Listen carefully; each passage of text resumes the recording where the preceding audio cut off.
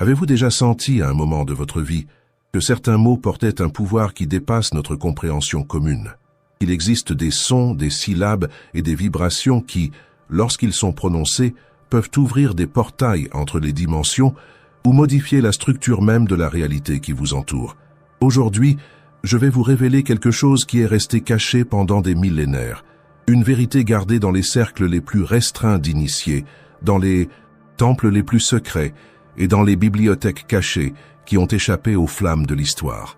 Cette révélation n'est pas pour tout le monde, elle est uniquement pour ceux qui ont été marqués par le destin, ceux dont les âmes reconnaissent l'appel ancestral lorsqu'ils l'entendent.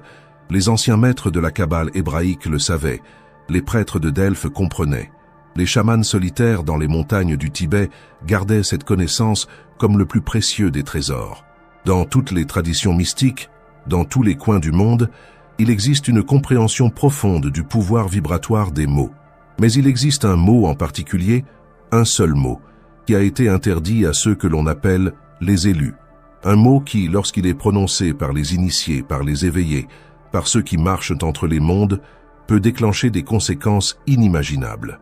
Ce mot n'a pas été interdit aux masses, aux endormis, à ceux qui vivent uniquement à la surface de la réalité.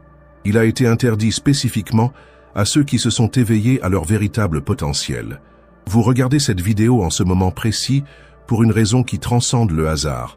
Les synchronicités qui ont guidé vos pas jusqu'à ce moment n'étaient pas aléatoires. Votre esprit a reconnu l'appel avant même que votre esprit conscient puisse traiter ce qui se passait. Il y a des milliers d'années, sur les rives du Nil, un scribe a enregistré sur un papyrus sacré « Celui qui prononce ». Le nom interdit, en ayant conscience de son pouvoir, libère des forces qui ne peuvent être contenues. Ce papyrus a été caché, volé, perdu et retrouvé d'innombrables fois au cours de l'histoire. Son contenu a été traduit, codifié et transmis uniquement aux rares, qui étaient prêts à recevoir une telle connaissance. Dans les prochaines minutes, je vais partager avec vous non seulement quel est ce mot interdit, mais pourquoi il a été interdit aux élus.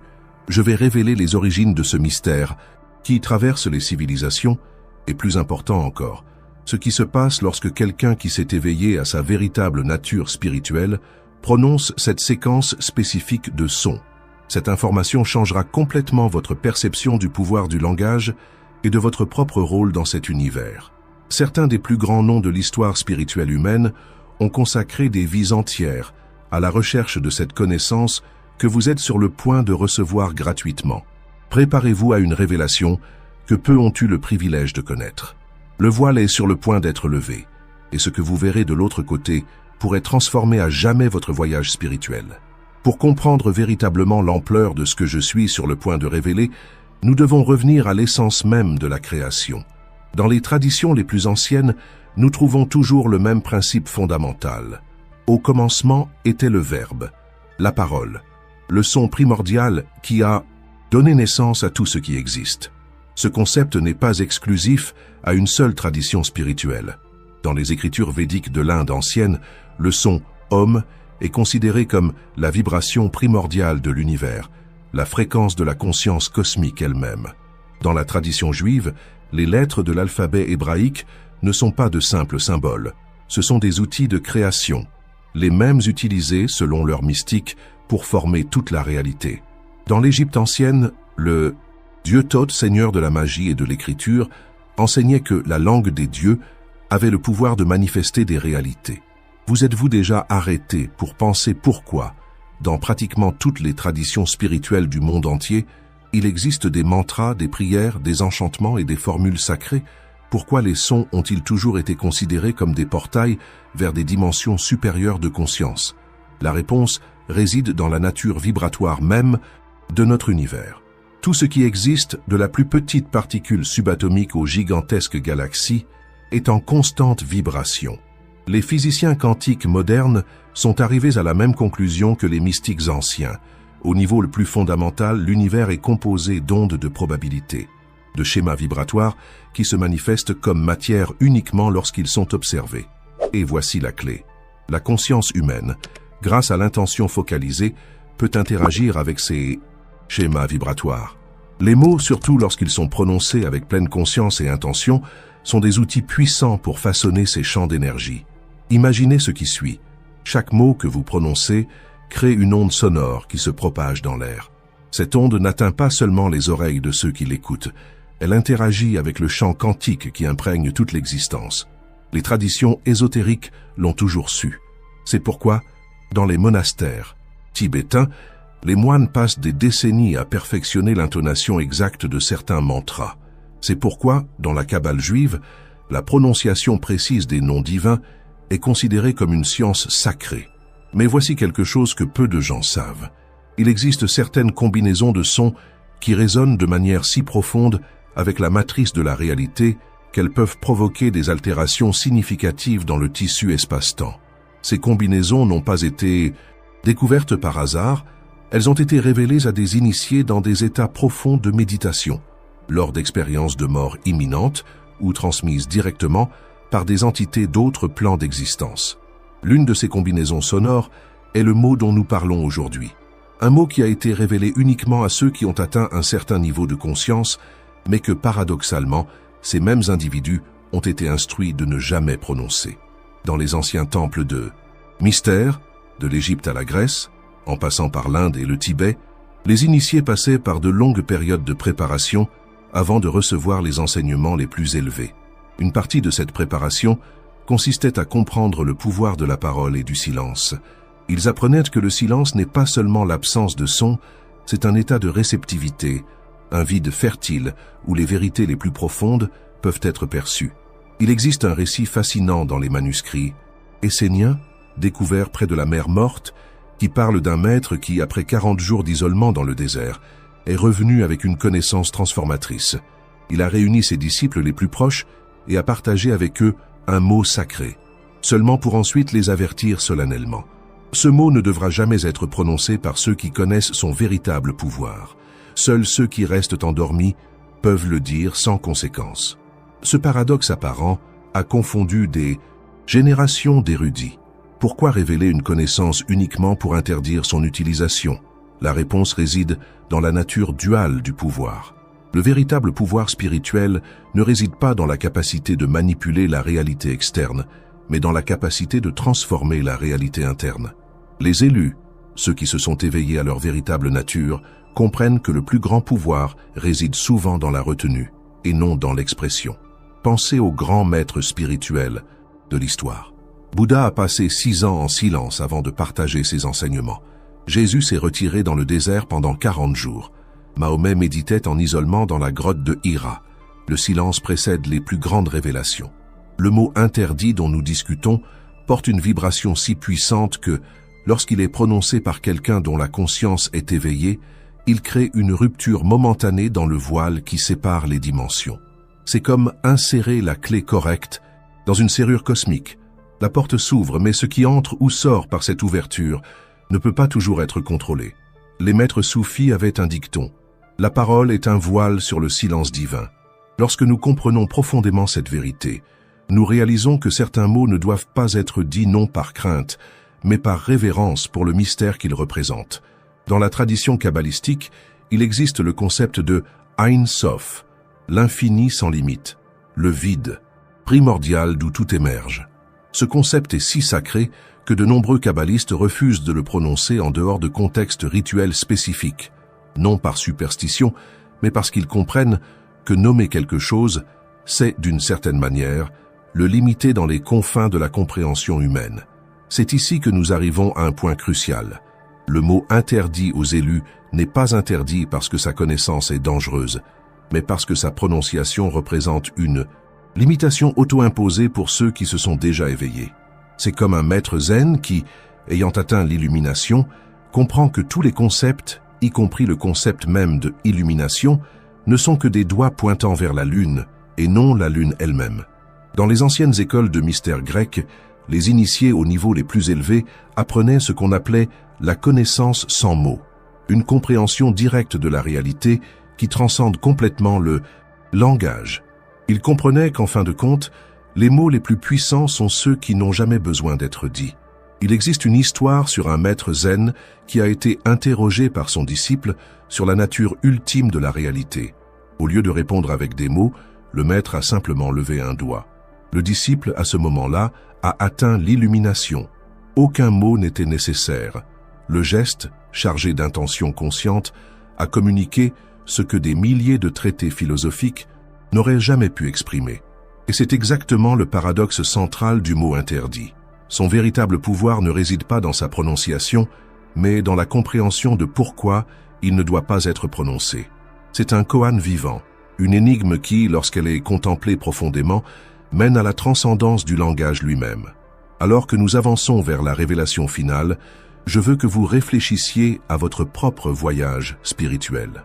Combien de fois avez-vous cherché des réponses en dehors de vous-même, dans des livres, dans des enseignements, dans les mots des autres, seulement pour découvrir que la vérité la plus profonde a toujours été en vous, attendant d'être reconnue?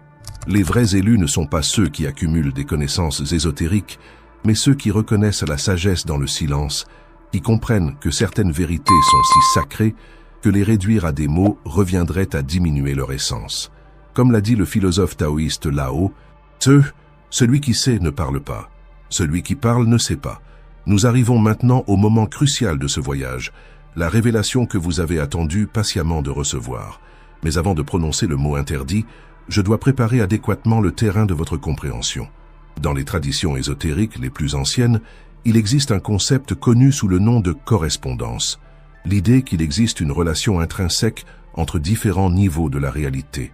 Ce qui est en haut est comme ce qui est en bas, ce qui est en dedans est comme ce qui est en dehors, dit le principe de la correspondance dans le Kybalion, texte hermétique attribué à Hermès Trismégiste. Ce principe nous aide à comprendre que chaque son, chaque syllabe, chaque mot que nous prononçons n'existe pas isolément. Il résonne à travers de multiples dimensions de l'existence. Lorsque nous parlons avec pleine conscience et intention, nous créons des ondes qui se propagent non seulement dans le plan physique, mais aussi dans les plans émotionnels, mental et spirituel.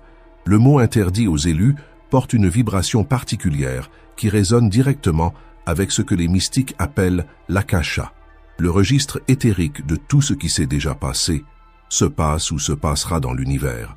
Lorsque quelqu'un qui s'est éveillé à sa véritable nature prononce ce mot, une connexion directe est créée avec ce champ d'information universel. Pourquoi cela serait-il problématique? Parce que l'accès illimité à l'akasha n'est pas quelque chose pour lequel la plupart des êtres humains sont préparés, même ceux qui ont déjà atteint des niveaux significatifs de développement spirituel. C'est comme connecter un petit appareil électroménager directement à une centrale électrique. Le flux de puissance est tout simplement trop important pour être traité sans dommage. Les endormis, ceux qui ne se sont pas encore éveillés à leur véritable nature, peuvent prononcer ce mot sans conséquence parce que leur conscience n'est pas encore syntonisée sur la fréquence nécessaire pour activer ce portail. C'est comme taper le mot de passe correct dans un système de sécurité, mais sans avoir les identifiants d'accès. Le système ne répond tout simplement pas. Mais pour les élus, pour ceux dont les âmes ont déjà reconnu leur origine divine, dont les consciences se sont déjà étendues au-delà des limites conventionnelles de la perception humaine, ce mot agit comme une clé maîtresse, et toutes les portes ne doivent pas être ouvertes avant le moment approprié. Dans les temples d'initiation de l'Égypte ancienne, il existait une cérémonie connue sous le nom de l'épreuve du silence. L'initié était emmené dans une chambre souterraine, où il restait dans l'obscurité et le silence complet pendant 9 jours. À la fin de cette période, un prêtre entrait dans la chambre et murmurait un seul mot à l'oreille de l'initié. Le test ne consistait pas à mémoriser ou à répéter ce mot, au contraire, l'initié était mis au défi de ne jamais le prononcer, quelles que soient les provocations ou les tentations auxquelles il serait confronté dans les étapes suivantes de l'initiation. Ceux qui succombaient à la tentation et prononçaient le mot interdit étaient immédiatement écartés des mystères supérieurs, non comme punition, mais comme protection, tant pour eux-mêmes que pour le temple et ses enseignements. Car les anciens comprenaient que celui qui ne parvient pas à maîtriser sa langue maîtrisera difficilement les pouvoirs les plus élevés de la conscience. Dans différentes traditions à travers le monde, nous trouvons des références à des mots ou des noms qui ne doivent pas être prononcés. Dans le judaïsme, le véritable nom de Dieu, le tétragramme IHVH, n'est traditionnellement pas prononcé. À sa place, on dit Adonai, mon Seigneur, ou Hachem, le nom. Dans la tradition hindoue, certains mantras ne peuvent être reçus directement que d'un gourou, et leur pratique incorrect est considéré non seulement comme inefficace, mais potentiellement nuisible. Ce ne sont pas des superstitions vides, mais des reconnaissances profondes du pouvoir de la parole prononcée lorsqu'elle est énergisée par la conscience éveillée. Comme l'enseigne le livre des Proverbes, la mort et la vie sont au pouvoir de la langue. Maintenant, après cette préparation, je suis prêt à révéler le mot interdit aux élus. Mais je le fais avec un avertissement solennel. Cette révélation vient avec une responsabilité. Ce que vous ferez de cette connaissance dépendra de votre niveau de compréhension et de la pureté de votre intention. Le mot interdit aux élus est « moi ». Oui, vous avez bien entendu. Le mot interdit est « moi ». Cela semble simple, peut-être même décevant à première vue. Comment un mot aussi commun, aussi fréquemment utilisé, pourrait-il porter un tel pouvoir? C'est précisément cette apparente simplicité qui cache sa profondeur. Lorsqu'une personne ordinaire, encore endormie à sa véritable nature, dit « moi », elle se réfère simplement à sa personnalité transitoire, à l'ensemble des souvenirs, des préférences, des aversions et des identifications qui constituent son ego. Il n'y a pas de pouvoir spécial là-dedans. C'est juste une référence conventionnelle à son sens limité de l'identité. Mais lorsque quelqu'un qui s'est éveillé, qui a traversé le processus d'expansion de conscience et a reconnu sa véritable nature au-delà de l'ego, prononce « moi » avec pleine conscience et intention, quelque chose de complètement différent se produit. Dans ce cas, « moi » ne se réfère plus à la personnalité transitoire, mais à la conscience universelle qui est la véritable identité de tous les êtres. Les maîtres de la Kabbale le savaient lorsqu'ils étudiaient le pouvoir de la phrase « Je suis celui que je suis ». Ayez, Asher, ayez. La réponse que Dieu a donnée à Moïse lorsqu'il a été interrogé sur son nom. Ce n'était pas seulement une affirmation d'existence, mais une déclaration de l'être absolu, de la conscience pure qui est la base de toute la réalité. Lorsqu'un être éveillé dit « moi » avec pleine conscience de ce que ce mot signifie réellement, il s'aligne essentiellement avec le pouvoir créatif de l'univers. Il affirme non pas son identité séparée, mais son unité avec la source de toute existence.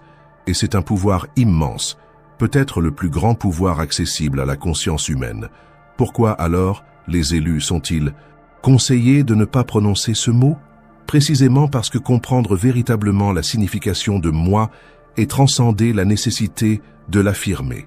Ceux qui connaissent vraiment leur identité avec le divin n'ont pas besoin de la déclarer. Ils la vivent moment après moment dans un silence sacré.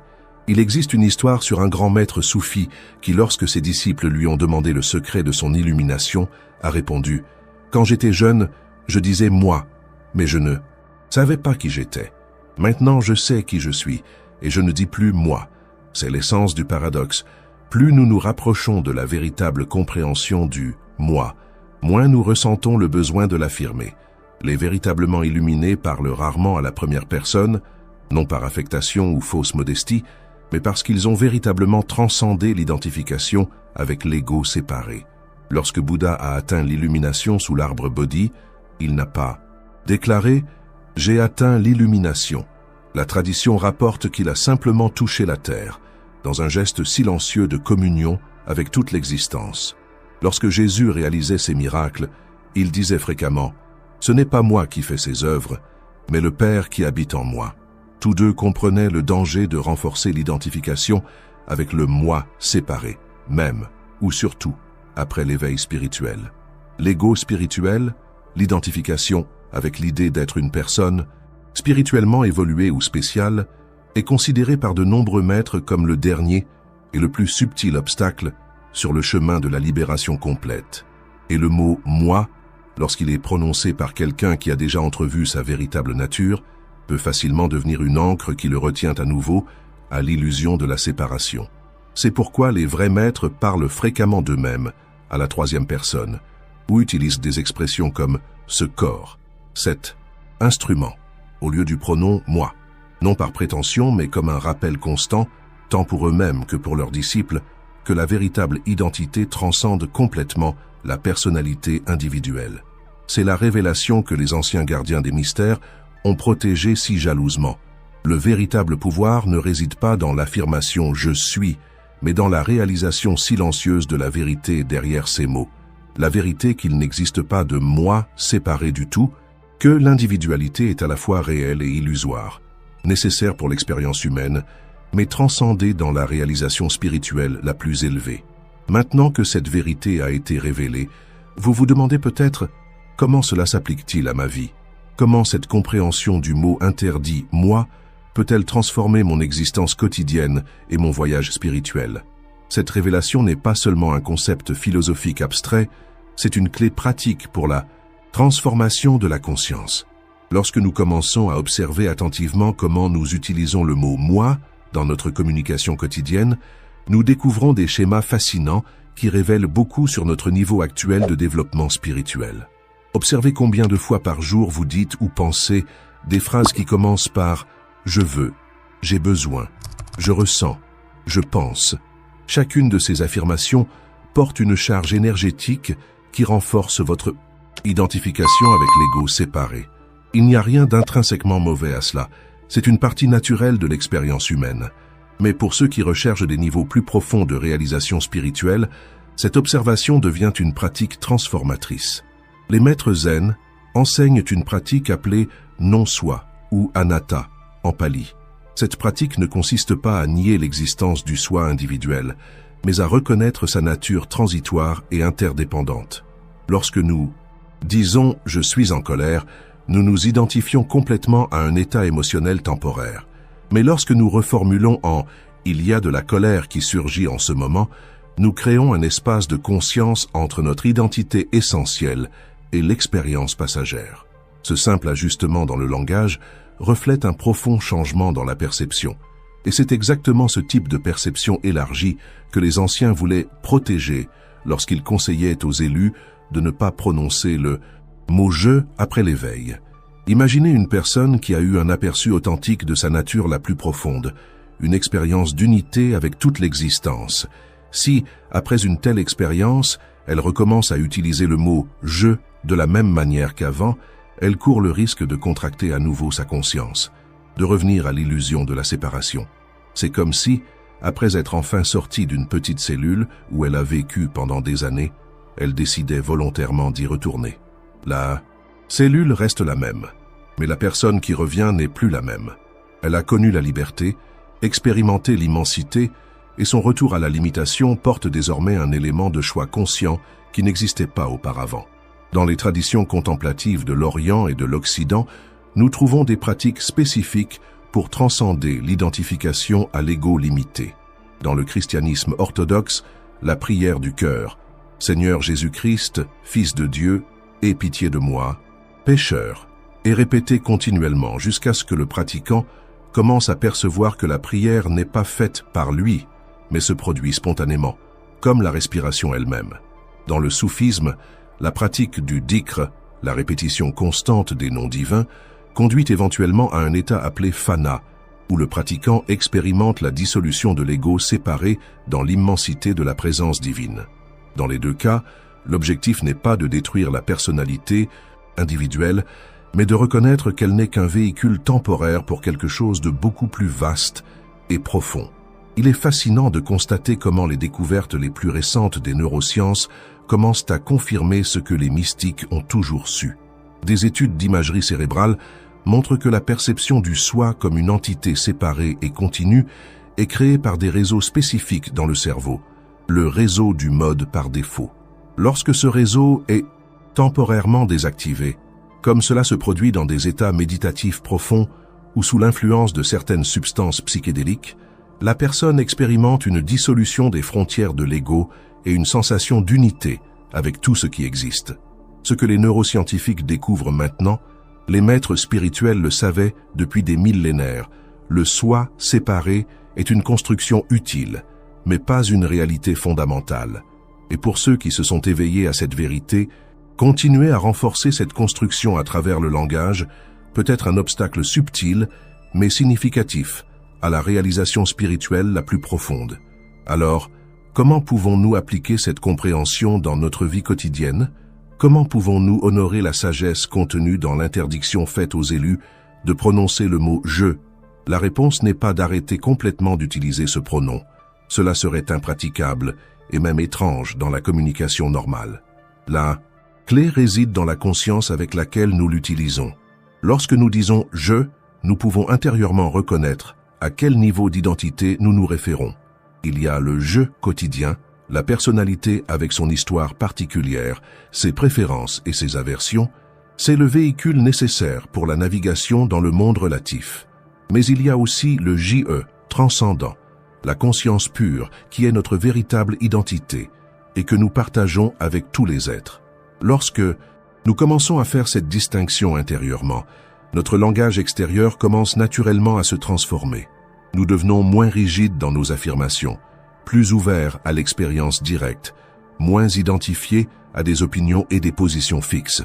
Notre communication devient plus fluide, plus compatissante, plus inclusive.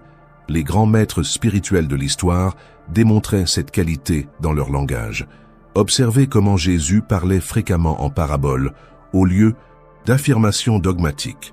Notez comment Bouddha répondait aux questions métaphysiques par un noble silence, ou par des contre-questions qui amenaient l'interlocuteur à découvrir la réponse par lui-même. Voyez comment Ramana Maharshi répondait fréquemment « Qui demande ?» lorsqu'on l'interrogeait sur des questions existentielles profondes. Tous comprenaient que la vérité la plus élevée ne peut être capturée en mots, surtout en mots qui renforcent l'illusion de la séparation. Tous étaient prudents quant à l'utilisation du mot « je », non pas à cause d'un tabou arbitraire, mais en raison d'une compréhension profonde de son pouvoir, à la fois de libérer et de limiter. À mesure que vous intégrez cette compréhension dans votre vie, vous pourrez remarquer des changements subtils mais profonds dans votre expérience quotidienne. Des situations qui provoquaient auparavant des réactions automatiques de défense de l'ego commencent à être vécues avec plus d'espace et de liberté. Des pensées et des émotions qui semblaient auparavant définir qui vous êtes sont maintenant observées avec une qualité de témoin aimant. Votre identité commence à s'étendre pour inclure des aspects de l'expérience qui semblaient auparavant autres ou externes. La compassion surgit naturellement, non pas comme une vertu que vous essayez de cultiver, mais comme une expression spontanée de la reconnaissance que l'autre est, en essence, non différent de vous-même. C'est la véritable transformation que les anciens maîtres voulaient préserver lorsqu'ils conseillaient aux élus de ne pas prononcer le mot interdit. Ils savaient que la réalisation spirituelle n'est pas une conquête de l'ego, mais sa transcendance, et que cette transcendance ne se produit pas une seule fois comme un événement dramatique, mais est un processus continu de désidentification et d'expansion de la conscience. Chaque fois que nous observons notre impulsion de dire « je » et que nous introduisons un moment de conscience avant de parler, nous participons à ce processus sacré. Chaque fois que nous reformulons intérieurement une affirmation pour refléter une vérité plus inclusive, nous honorons la sagesse des anciens maîtres. Et voici le paradoxe final. Plus nous comprenons le véritable sens de l'interdiction, moins nous en avons besoin. Car la véritable réalisation ne consiste pas à suivre des règles externes, même les plus sages, mais à vivre à partir de la reconnaissance directe de notre nature la plus profonde. Les sept sansa. Élus, ceux qui se sont éveillés à leur véritable identité, parlent naturellement de moins en moins à partir du « je » séparé, non pas parce qu'ils suivent une interdiction, mais parce qu'ils vivent à partir d'une compréhension plus large et inclusive de la réalité. Comme l'a dit le poète Rumi, au-delà des idées de bien et de mal, il existe un champ. Je te retrouverai là. Ce champ est la conscience pure qui transcende toutes les identifications limitées. C'est notre véritable nature, qui reste intacte par les mots, les concepts et les définitions. À mesure que vous avancez dans votre voyage spirituel, permettez à cette révélation sur le mot interdit, je d'être non pas une connaissance à posséder, mais une compréhension à vivre. Laissez-la transformer votre relation avec vous-même, avec les autres et avec toute l'existence. Car au final, le véritable pouvoir n'est pas de savoir, mais d'être, de réaliser directement, moment après moment, la vérité qui transcende tous les mots, même le plus puissant d'entre eux. Si cette révélation a touché quelque chose de profond en votre être, si vous avez ressenti une résonance avec cette ancienne sagesse sur le pouvoir et le danger du mot « je », partagez cette vidéo avec ceux qui, dans votre cœur, vous savez qu'ils sont prêts à recevoir cette connaissance.